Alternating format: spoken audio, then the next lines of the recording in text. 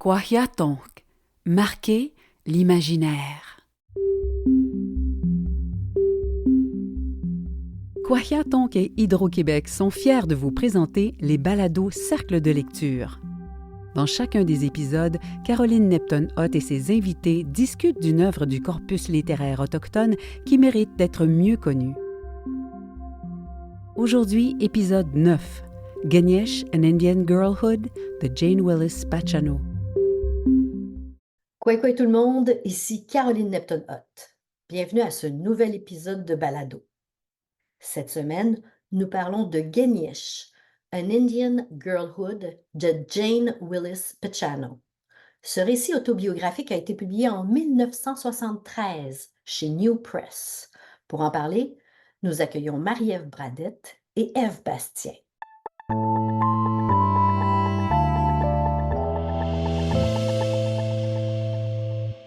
Quoi Marie-Ève? Quoi, Caroline? Et Ève Bastien. Quoi, Ève? Quoi, Caroline? Quoi, Marie-Ève?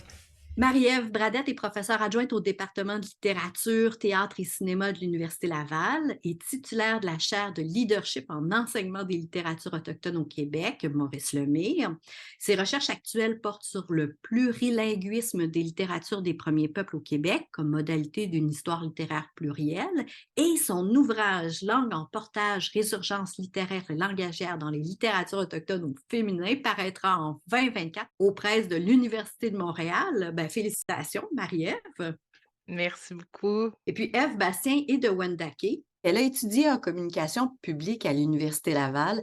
Elle a travaillé aussi à la création de l'institution Kiuna et à la mise en œuvre de plusieurs programmes de formation. Elle a passé une vingtaine d'années au sein du Conseil en éducation des Premières Nations. Elle a aussi occupé le poste d'adjointe pour le chef Ghislain Picard de l'Assemblée des Premières Nations du Québec et du Labrador. Elle a participé à plusieurs projets, dont l'animation de balado du Cercle de lecture de Kwahiatonk en 2022. Et puis récemment, elle a travaillé à la mise sur pied du Centre d'artistes Wendat, où elle est membre administratrice.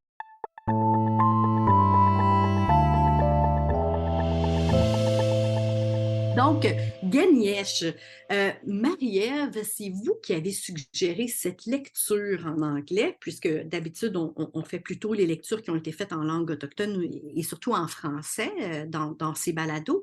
Pourquoi vous avez retenu ce livre-là? En fait, il y a déjà plusieurs années, je faisais de la recherche sur les littératures autochtones, notamment sur les littératures autochtones au Québec. Puis, je suis tombée un peu par hasard sur un article qui mentionnait le texte Ganesh and Indian Girlhood de Jane Willis Pachano. Et puis, au départ, je ne savais pas que c'était une autrice qui était originaire du territoire du Québec. Hein. Vu le texte écrit en anglais, on ne postule pas d'emblée que c'est une écrivaine autochtone du Québec. Et puis, après quelques recherches, je me suis rendu compte que c'était effectivement une écrivaine Iyu qui vient de Chitasibie, dans le nord du Québec, puis que son livre, en fait, avait passé complètement sous le radar de l'histoire des littératures autochtones au Québec. Et c'est un livre publié en 73, hein, donc on voit comment c'est un livre qui est contemporain à Je suis une maudite sauvagesse dans les Capèches, par exemple, dont on connaît très bien l'existence, mais celui de Willis Pachano était complètement... c'est ça, effacé de l'histoire littéraire. Donc, ça m'a intéressée d'essayer de comprendre pourquoi, finalement, ce livre-là. Puis, dans des discussions avec Louis-Carl Picard-Sioui et d'autres, je revenais toujours sur ce livre-là pour essayer, justement, de le faire connaître un peu mieux dans le contexte francophone du Québec, même si le livre existe essentiellement en anglais. Mais il a été lu dans d'autres universités en anglais dans l'Ouest canadien. Un peu, mais même là, très, très peu. C'est un livre qui est paru la même année que Half-Breed de Mary Campbell. Oui. Qui, lui, est très, très connu à la grandeur du Canada. Mais Ganesh, il y a peut-être 2 articles qui proposent une analyse de fond sur ce livre-là. Il n'est jamais enseigné dans les corpus, dans les cours en littérature autochtone dans le reste du Canada non plus. Donc, il est un peu connu, mais c'est-à-dire on connaît le nom de l'autrice, mais ce n'est pas un texte qui a intéressé beaucoup. C'est un texte qui a même été dénigré longtemps par la critique littéraire canadienne aussi. Là. Donc, c'est tout récent qu'on voit un peu une attention qui est portée à ce livre-là, une attention nouvelle même dans le milieu universitaire. Et il n'y a pas eu encore d'attention dans le milieu hors universitaire. Là. Ouais. Non, tout à fait. Ben, Guenièche, c'est le récit autobiographique de cette jeune fille-là qui commence assez jeune. Elle commence à raconter son histoire quand elle est toute petite, là, 4-5 ans, où elle se fait élever, en fait, par ses grands-parents. Sa mère étant partie à l'extérieur de Chisasibi, qui est le village le plus au nord, pour ceux et celles qui ne connaissaient pas bien le nord du Québec. Donc, le plus au nord de la baie James, euh, presque complètement collée sur la baie du Tsar. Et elle raconte en fait tout son passage, si on veut, de sa vie dans la communauté avec ses grands-parents jusqu'à temps qu'elle rentre dans l'école résidentielle ou les pensionnats. Et en fait, elle fait des études aussi secondaire à l'extérieur, là, en Ontario. Vous, Ève, comment vous avez accueilli ce livre-là? Comment vous avez accueilli ce récit-là?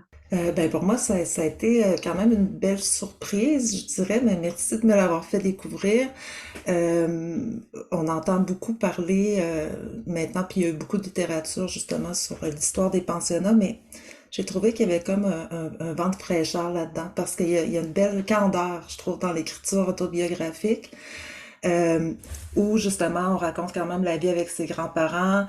Le début du livre il y a beaucoup de langue cri qui est parlée et non traduite. Hein. Il faut qu'on déduise les conversations un peu et on voit là, que plus le livre avance et plus elle avance justement dans son éducation blanche, moins elle parle aussi sa langue. Donc elle revient là-dessus, qu'elle ne rêve plus, ne pense plus dans sa langue. Ça, j'ai trouvé ça intéressant, mais j'ai aimé la candeur et les craintes de jeunes filles qui sont très universelles quand elles parlent justement de ces craintes à l'école, de l'incorporation des règlements, des choses comme ça. Je trouve ça très contemporain, très universel pour tout le monde. J'ai bien aimé. Oui, moi, j'ai trouvé ça rafraîchissant, effectivement, parce que la vie avec ses grands-parents, puis on apprend tellement. Il y a même un récit sur Jack qui est raconté presque au complet dans ça.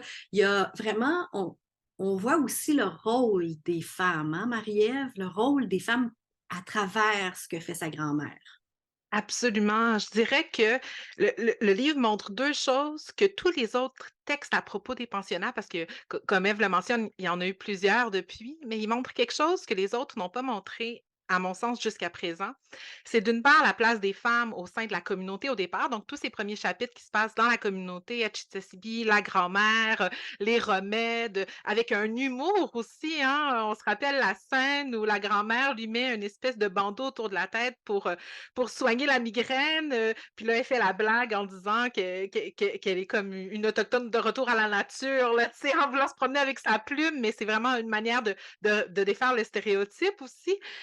Mais ce que ça nous montre aussi dans les chapitres qui suivent, c'est l'impact des pensionnats sur les filles. Et donc, pas seulement sur les enfants de manière générale, mais sur les filles, sur les savoirs qui ont arrêté d'être transmis des femmes qui n'avaient elles, donc autour des menstruations, du fait d'arriver à la puberté, de commencer à avoir de la poitrine, tous ces éléments-là qui sont spécifiques aux jeunes filles à l'âge qu'elles avaient dans les pensionnats. Elles entrent là, puis la puberté arrive pas longtemps après, puis toute l'adolescence. Puis Jane Willis Pacciano nous raconte ça, nous raconte comment finalement ce bris-là dans la transmission, la grand-mère qui n'est plus là pour transmettre les savoirs liés au féminin, ben, ça a un impact réel sur la manière dont le corps des jeunes filles est perçu dans les pensionnats. Puis j'ai l'impression que c'est quelque chose dont on n'a pas beaucoup parlé, tant dans la littérature, mais même dans les discours publics, en médiatique, on parle d'une manière très générale, mais ce spécifique-là du féminin est important aussi.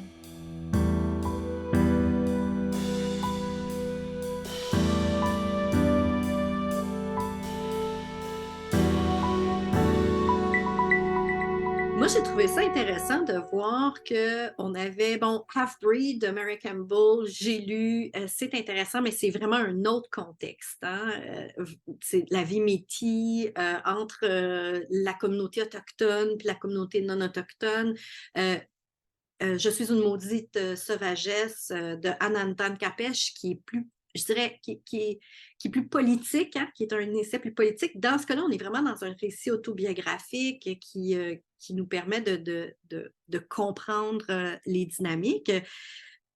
Mais moi, ce que j'ai retenu beaucoup, puis ce qui m'a troublé beaucoup, c'est à quel point, en fait, toute la violence psychologique qui s'est exercée à travers, bon, évidemment, la religion anglicane dans ce cas-là, mais toute l'ostracisation qui était vécue par les femmes, leur corps, leur développement, comme vous avez dit. Je suis restée, à un moment donné, j'étais essoufflée. J'étais comme épuisée de lire. Il a fallu que je prenne vraiment une pause. Est-ce que vous avez ressenti aussi à un moment donné cette agression, sans qu'il y ait de violence physique, là, c'était que des paroles euh, vilaines, extrêmement blessantes. Je suis toute seule à avoir été mal pendant un bout de temps. Oui, mais en même temps, puis on le voit depuis dès le début, là, la force de cette jeune femme-là, c'est incroyable. Donc, on dirait que justement, je me nourrissais en même temps de sa force. Et l'écriture, justement, suit son âge et des fois, les bouts où justement il y a plus de violence verbale, on dirait que je me remettais à la place d'une adolescente. Comment, en plus, la rage qu'on a à cet âge-là, tous ça, et comment qu'elle devait vivre ça, et les mots à la fin quand elle dit qu'elle avait appris à être, qu'une autochtone, c'est une subhuman, mais que finalement, bon, plusieurs années plus tard, elle se lève de ça. Pour moi, c'était une merveilleuse conclusion, là, de dire, tu sais, I'm native, that's it. Oui, ouais, mais en même temps, effectivement, elle est très forte. Elle poursuit. Puis je ne sais pas si, en quelque sorte, ce serait pas un peu comme toute l'affection, malgré qu'elle n'aime pas trop ça, toute l'affection de sa grand-mère, tu sais, qui est là derrière elle, qui a suivi son développement, qui a été là pour l'embrasser, la câliner de manière gênante. Hein. On le sait comment on est quand on a 12 13 ans, que nos grands-mères viennent nous embrasser, on est comme on se sauve. Est-ce que quel rôle a pu quel rôle vient jouer un récit comme celui-là en termes de littérature, maintenant qu'on est en train de le découvrir? Qu'est-ce que ça peut apporter dans la littérature autochtone, Marie-Ève? Ben, je pense que ça solidifie la place des écritures autobiographiques comme littérature, dans la littérature autochtone parce que c'est des récits autobiographiques qui ont été analysés par des anthropologues, des ethnologues pendant longtemps. C'est-à-dire on les considérait comme des documents ethnographiques, mais pas comme de la littérature. Alors de réinscrire un récit comme celui-là dans l'histoire littéraire, c'est de voir sa qualité littéraire, puis qu'on perçoit justement à travers la force, hein, de la jeune fille, ce que Ève vous mentionnez, cette force-là qui est là partout, ça démontre la qualité de l'écriture en dehors aussi de ce qui est représenté, mais comment il y a une force vive dans l'écriture, puis c'est une qualité narrative qui est importante. Donc je pense que c'est ça montre la place importante des écritures autobiographiques dans la littérature autochtone au Québec ou dans les littératures autochtones au Québec et plus largement au Canada aussi. Et ça permet de montrer d'autant plus la place des femmes dans cette histoire littéraire-là, qui ont adopté très souvent les formes autobiographiques aussi. Heu, donc je pense que Mais ça avait toujours. Mais les récits autobiographiques ont toujours été considérés comme de la littérature. Pourquoi, dans ce cas-là, on se retrouve avec juste de l'ethnographie, juste des réflexions ethnographiques? ils l'ont toujours été, oui et non, c'est-à-dire c'est assez récent là, l'inscription de l'autobiographie comme genre, littéraire. Puis dans le contexte des littératures autochtones, dans les années même 90, ce récit-là en particulier était vraiment critiqué je pense à une chercheuse, Penny Petrone, dans son histoire des littératures autochtones au Canada. Elle disait finalement que Jane Widditch-Paciano ne s'était pas élevée au-delà de l'autobiographie classique. Puis elle employait ces mots-là, tu sais, très durs pour montrer qu'elle n'avait pas su travailler au-delà de ce genre-là, donc d'accéder au statut de littérature. C'est encore une espèce d'ostracisation qui s'ajoute à tout ce qu'elle a vécu. Absolument, c'est-à-dire la réception qu'a eu son livre vient mimer ce qu'elle a vécu dans les pensionnats. Donc, c'est des couches de plus qui s'ajoutent, une marginalisation, une minorisation de cette écriture-là. Donc, de reconnaître, 50 ans plus tard, ce livre-là, permet de refaire l'histoire, en fait, ben, à la fois des pensionnats, puis des pensionnats au Québec dont une femme autochtone, Iou, racontait l'existence dans les années 70, alors qu'on dit qu'au Québec, on ne connaît pas cette existence-là depuis très longtemps. Mais ça permet aussi de retracer, c'est ça, à la fois l'histoire des pensionnats et l'histoire de la littérature autochtone. Les 2 en même temps qui sont un reflet une de l'autre, ces 2 histoires-là, j'ai l'impression.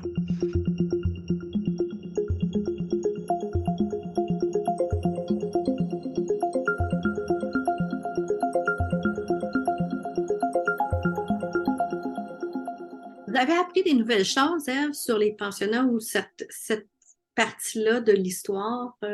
Ben, on en apprend toujours un peu et même bon, beaucoup. C'est sûr que là, moi j'avais plus entendu peut-être parler des pensionnats au niveau catholique, donc il y a tout l'aspect officier anglicane là, qui est un peu différente et même la peur des catholiques là. Je disais, c'est vrai, il y avait vraiment une grosse crainte des Eh catholiques. oui, je savais pas. Euh, mais aussi, moi, ce qui m'a surpris là, c'est ce qu'elle appelle les Indiens non statués. Ah oui, hein? Ouais, et les Indiens, Les Indiens, non, il y a des Indiens non statués, puis il y a les Blancs, euh, les Blancs statués. les Indiens, ouais, ouais, c'est ça. En tout cas, en fait, on comprend pourquoi, là. C'était le mariage, comme si sa mère s'était mariée, ça lui serait aussi arrivé. Mais que eux, justement, étaient exemptés. Je dis, c'est peut-être un des seuls avantages qu'ils ont eu, c'est d'être exemptés des pensionnats, ou d'être obligés, tu sais, d'y vivre, là. Mais il y a tout cet aspect-là de l'histoire aussi, qui étaient des gens qui étaient reconnus comme Indiens, mais c'était des Indiens blancs. Ben, Indiens au sein de la communauté, pas au sein du gouvernement. C'est ça. Tu sais, c'était, ouais, ça, c'était quelque chose de nouveau. Oui, c'est ça. Moi, j'ai pas bien compris qui était qui puis comment ça fonctionnait, en fait. Il faudrait que je me le fasse expliquer davantage parce que je me suis dit, ah non, c'est pas le C-31. Pour ceux qui connaissent pas les lois, là, il y a des lois qui ont été créées avec des amendements à la loi sur les Indiens. Puis selon les statuts, la femme autochtone qui marie un non-autochtone, un non-statué, va perdre son statut avant 1985, ses enfants également. Puis il y a eu un amendement à la loi, l'amendement C-31, et la loi sur les Indiens de 1876 a été amendée, puis les femmes qui avaient marié un non-autochtone, un non-statué, retrouvaient leur statut et ses enfants également. Puis ensuite de ça, il y en a eu d'autres subséquemment là, en 2010, la décision McIver, puis ensuite en 2017, je ne me trompe pas, le cas des Chéneaux là, à Odanak. Donc, il y a eu 2 autres amendements après qui ont changé le statut. Mais sérieusement, quand j'ai lu, je me demandais qui était ce groupe-là d'enfants blancs statués autochtones. Je me suis demandé c'était les enfants de qui, puis comment ils se retrouvaient avec ce statut-là en étant blancs. En tout cas, j'ai eu beaucoup de difficultés. Je ne connaissais pas ça, cette histoire-là de Chisasibi. Ouais. Moi, je l'ai pris comme vraiment comme avant 85 parce que le contraire est aussi vrai. Euh, un autochtone qui mariait une non-autochtone, l'autochtone devenait autochtone. Oui, la femme autochtone devenait La autochtone. femme blanche. La femme blanche, pardon. La femme non autochtone devenait autochtone, oui. Devenait autochtone, donc c'est peut-être ça les blancs statués versus les autochtones non statués parce que son beau-frère non, son beau-père est un Indien non statué, qu'elle dit.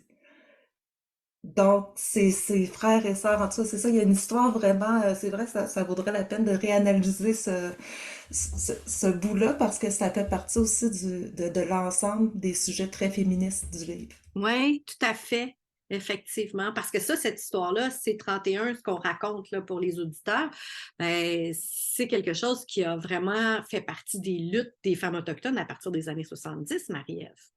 Oui, absolument. En fait, avant que le premier amendement en 1985 arrive, dans les années 70, les femmes ont lutté fort pour ça. On pense à Mary Tuax Early. Early qui est la première femme qui symboliquement a retrouvé son statut, une femme Ghanaienne-Guéaga qui a lutté. Donc, ces luttes-là ont été importantes et effectivement, le livre, en présentant ça, devient un peu un témoignage historique aussi de ce moment-là d'avant les années 85 où on a très peu de textes autobiographiques. Après, bon, dans la fiction, ça revient aussi ces enjeux-là, mais vraiment des textes écrits avant ces années-là qui présentent ça, ça permet d'ouvrir des nuances, en fait, sur comment, penser à ça parce qu'effectivement, juste à nous entendre discuter, puis la difficulté de comprendre exactement ce que ça veut dire, ça montre comment c'est pas une histoire qui est simple, hein. C'est des politiques, complexes, et complexes selon les différentes communautés. Puis là, on en a un peu un moment de cristallisation qui arrive, hein, dans le livre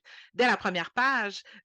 Ça ça arrive tout de suite dès la première page. Ça vient inscrire, comme Ève le dit, le livre dans ses perspectives féministes dès le départ, là, dès l'ouverture. Ouais. Ouais, effectivement. Puis ça va être en filigrane à travers le texte, cette réalité-là. Puis on se rend compte finalement qu'il y a une partie des Autochtones qui étaient bon, dans ces zones-là, grises, là, statuées, non statuées, etc., ne sont pas nécessairement allés au pensionnat. Donc, ces Mmh. groupes-là ne sont pas nécessairement allés au pensionnat autochtone. Euh, À ce moment-là, moi, j'ai trouvé ça formidable parce que je reviens un petit peu au récit puis au lieu du récit, à la géographie. C'était avant les grands développements de la baie James, hein? Et là, on restait encore sur l'île. Donc, Mmh. qui est une île, il y a Chisasibi, le village, puis il y a une île où il y avait l'école résidentielle de Fort George et il y a cette réalité-là où est-ce que ses grands-parents vivaient sur l'île, elle. Et d'autres personnes, les autres personnes ne vivaient pas sur l'île. Donc, on était juste avant ces grands développements hydroélectriques-là. Mmh. Oui, c'est avant le déplacement de la communauté. La communauté de Chisasibi résidait sur l'île de Fort George à l'époque, puis c'est avec l'érection des barrages où l'île a été pas complètement, mais en partie submergée par les eaux. Donc maintenant, il y a encore quelques territoires, surtout en été, là, la communauté peut Oui, y des retourner. sites. C'est ça, mais ils peuvent plus y vivre à l'année comme c'était le cas, à l'époque. Donc même géographiquement, effectivement, il faut comprendre que c'était pas situé à la même endroit que où on positionne Chisasibi aujourd'hui en 2023 là. Oui, tout à fait. Puis moi, on m'a raconté qu'on a déplacé des maisons, là, mais carrément sur des barges, où est-ce qu'on a mis les maisons sur des barges, puis on la déplaçait carrément, puis on laissait toute la vaisselle dans les armoires, puis on faisait juste attacher les armoires pour pas que tout bouge, là. Puis on déplaçait la maison au complet pour l'amener à Chisasibi, pour essayer de sauver quelques maisons des gens, parce que ça serait pas possible de construire l'ensemble des maisons. Mais ce passage-là, on ne le voit pas vraiment dans son histoire. Mais on voit le développement d'une jeune femme aussi qui sort de son village et qui arrive dans une ville à North Bay, hein, on est en Ontario, et qui dit, à un moment donné, j'ai trouvé ça très amusant parce que on se rend compte qu'elle a eu des cours de couture, mais sans doute pas tellement de géographie parce qu'elle a l'air un peu mélangée elle veut voir des océans, elle veut voir du sable, des déserts, mais tu sais, elle traverse juste le nord du Québec. Alors on se dit, bon, OK, qu'est-ce qu'elle a appris? Puis ensuite, elle finit par arriver, puis elle voit des Autochtones, d'autres cris, d'autres gens, des cris de d'autres villages au sud, puis elle se dit, ah, je pensais que j'allais voir vraiment d'autres Indiens, entre guillemets, ou d'autres Autochtones, mais qui allaient être habillés avec du cuir, puis des peaux de daim. Puis j'ai trouvé ça très amusant parce que on se rend compte à quel point, moi, c'était ça, c'est que en isolant les enfants dans les pensionnats, on les isolait également du territoire, des autres communautés, puis de la famille étendue. Ben, la famille étendue, on le voit quand elle débarque à une escale du train où elle comprend pas pourquoi tout le monde l'embrasse. Encore une fois, hein, elle a eu beaucoup d'affection, moi, dans sa vie, cette femme.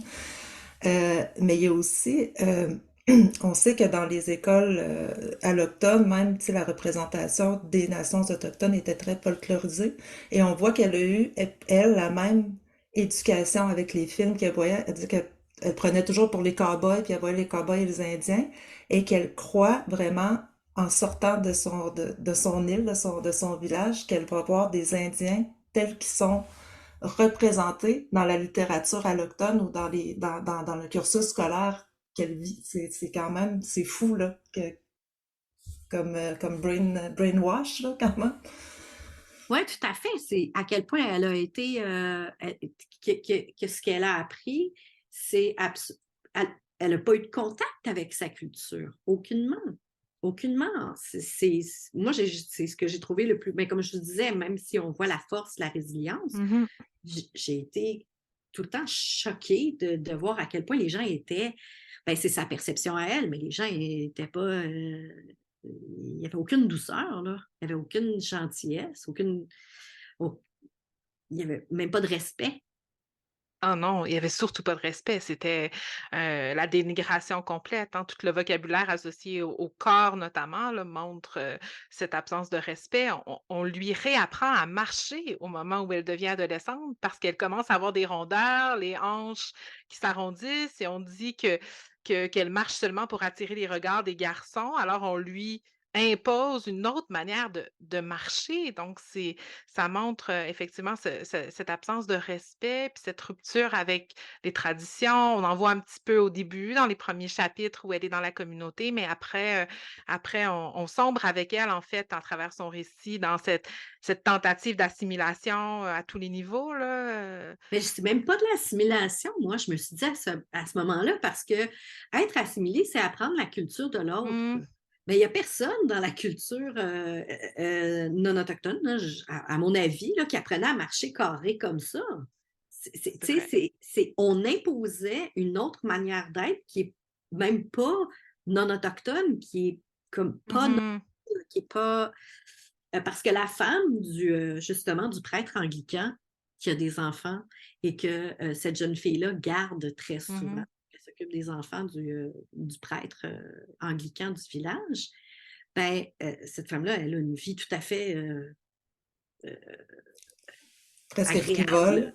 Hein? Presque frivole. Ben oui, tout Euh, à fait.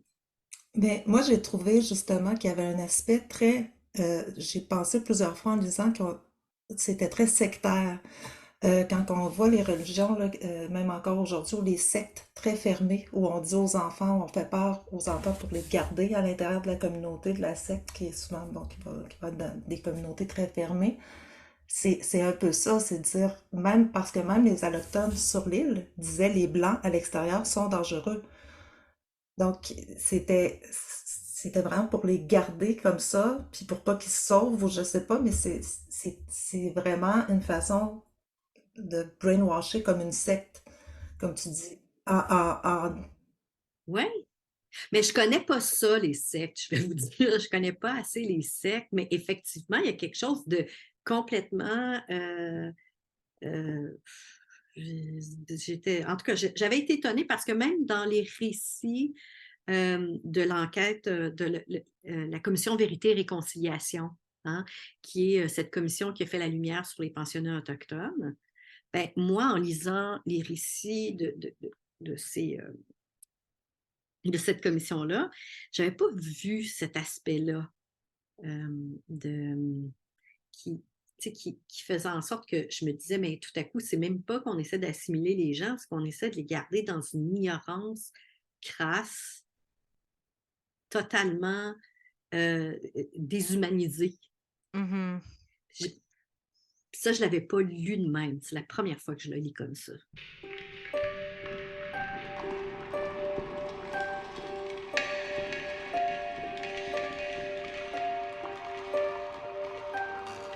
Oui, effectivement, oui, je pense qu'il y a quelque chose de très fin de ce point de vue-là. Je pense que ça nous le donne, ça nous le rend là, en plein visage plus manifestement, parce que la manière dont le récit est raconté, on sent pas l'adulte qui nous raconte. On est avec la jeune fille en train de l'expérimenter au quotidien. Alors que très souvent, quand on a des récits, des aînés, des personnes qui nous racontent leur expérience en tant qu'enfant, il y a quand même cette voix-là de l'adulte en train de jeter un regard sur eux en tant qu'enfants, qui vient un peu donner le cadre au récit qui est en train de nous être raconté. Ici, il y a un travail narratif qui fait qu'on est avec elle dans les 2 pensionnats à la Sault-Ste. Marie en Ontario, quand elle est plus adolescente, puis plus jeune à Fort George et donc on est prise avec elle, on y assiste avec elle, on entend les dialogues, le jeu des dialogues aussi. On voit la matrone lui dire ces choses-là, on les reçoit en tant que lectrice directement. Puis c'est ce qui est différent dans un texte littéraire peut-être d'un témoignage produit dans un contexte, un peu plus juridique là, j'ai l'impression. Ça nous plonge en plein cœur de cette expérience-là. C'est pas juste un récit, c'est l'expérience qui nous est partagée, sans filtre là, directement à travers ce texte-là. Ben moi, je pense qu'il devrait être traduit, ce texte-là. Ben, je pense. Ben, accessible aux gens qui parlent français ou qui parlent moins bien l'anglais, là. Oui, je pense aussi. Moi, j'ai contacté l'autrice puisqu'elle est encore en vie, Jane Pacino, aujourd'hui. Elle est assez âgée. Je l'ai contactée il y a quelques années, peut-être 2 ans environ, pour lui proposer la traduction du texte. Bon, elle m'avait écrit une première fois, puis après, j'avais pas eu de nouvelles. On sent que c'est douloureux pour elle, qu'elle voudrait à la fois s'investir dans un processus de traduction, donc pas juste le laisser faire comme ça, mais en même temps, ça demande de replonger dans un moment de la vie où on n'a pas nécessairement envie de replonger. Donc, je ne sais pas si ça va être possible, quand ça le sera. Je pense que ça le sera peut-être un jour. Est-ce que ça va être avec l'autrice? Est-ce que ça sera avec ses enfants plus tard, qu'il y aura ce processus-là à faire? Parce qu'il faudrait le traduire. Il faudrait même le rééditer en anglais Oui, tout à fait. parce qu'il est épuisé aussi, là. C'est-à-dire, il y a des versions PDF, mais le livre comme tel, il n'existe plus dans les librairies, ce qui fait en sorte que personne ne le connaît. Parce qu'il faut comme savoir que ça existe déjà pour pouvoir y avoir accès.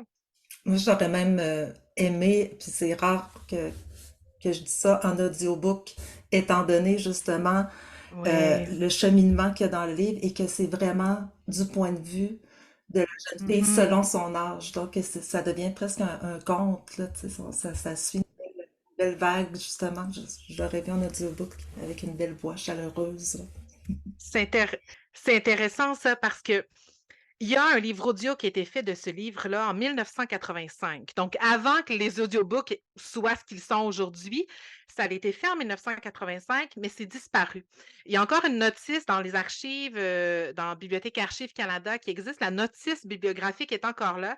J'ai contacté des archivistes qui ont essayé de chercher pour retrouver la bande sonore, là, ça devait être des cassettes là, à l'époque, pour retrouver ce livre-là. Puis c'est pas possible parce qu'on se pose la question, qui a fait un livre audio avec ça en 1985? Qu'est-ce qui se passe des passages en langue cri? Est-ce qu'ils sont lus en langue cri? Qui a pu faire ça? Qui avait les compétences linguistiques de faire ça?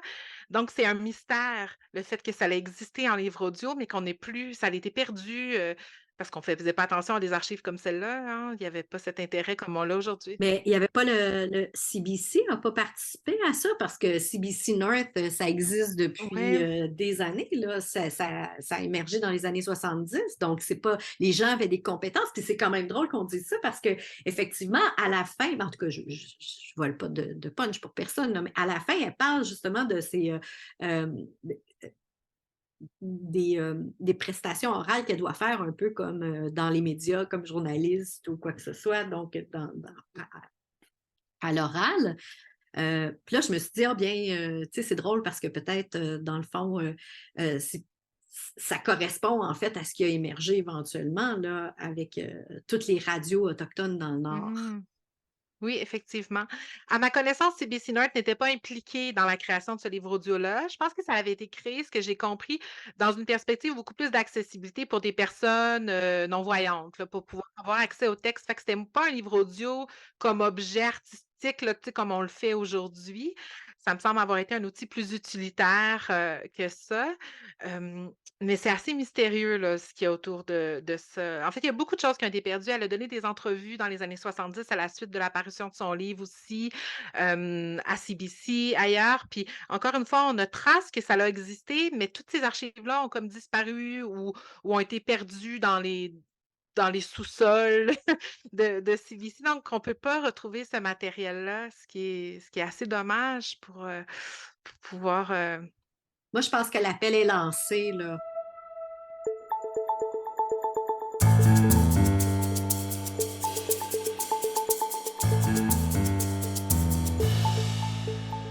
On a une petite section à l'intérieur de son livre avec des photos hein, dans le village, avec ses grands-parents, des photos d'époque. Hein. Oui, absolument. Même sa graduation avec son amie Violette et Samson, je crois elle dit qu'il est encore enseignant d'ailleurs dans la communauté, ben, au moment où elle écrit, là. Donc oui, c'est toujours intéressant dans des autobiographies d'avoir, surtout qui datent comme ça, d'avoir des photos et de voir Justement, elle montre une maison en bois rond dans une des photos. Elle dit que ça ressemble à sa maison d'enfance, mais plus moderne. Mais quand on voit la photo, on se dit, bon, Pas tellement moderne. c'est ça, c'est vraiment pas moderne. Donc, En ouais, terminant, Ève Bastien et Marie-Ève Bradette, on recommande cette lecture-là si on peut mettre la main sur le bouquin. On le recommande à tous ceux qui peuvent lire l'anglais pour l'instant, puisque ça n'existe pas en français, à tous ceux qui peuvent mettre la main sur le bouquin. C'est disponible de manière numérique sur le portail autochtone de l'Université de la Saskatchewan. Donc, ça se trouve, c'est possible de le lire. Et c'est un morceau de notre histoire, c'est un morceau de l'histoire autochtone, de l'histoire québécoise aussi, parce qu'on parle de l'imposition de la religion au Québec, qui nous manque et qui est essentiel, selon moi, à partager le plus largement possible. Ève? Moi aussi, je recommande. Pour moi, ça a été une nouvelle façon de voir justement toute cette épopée-là. Mais aussi de visiter le territoire Eyu dans ces années-là. Donc, il y a aussi la transition hein, avec la sédentarisation un peu, là, tu sais, les gens vont encore beaucoup dans le territoire, mais chez ses grands-parents, il y a tout cet aspect-là et les récits même et la langue qui prennent une certaine importance dans le livre. Donc, oui, je recommande. Marie-Ève Bradette, Ève Bastien, Miigwech, Tinashkumitno. Ça, ouais. Merci à vous deux pour la belle conversation. Cet épisode de Balado vous a été présenté par Hydro-Québec, une réalisation de Kwahiatonk avec l'appui financier du Conseil des arts du Canada. Animation et recherche, Caroline Neptune-Hott. Invités, Ève Bastien et Marie-Ève Bradette. Technique et réalisation, Nicolas Ottawa. Musique et montage, Marc Vallée. Production, Gabriel Piché. Kwahiatonk, marquer l'imaginaire.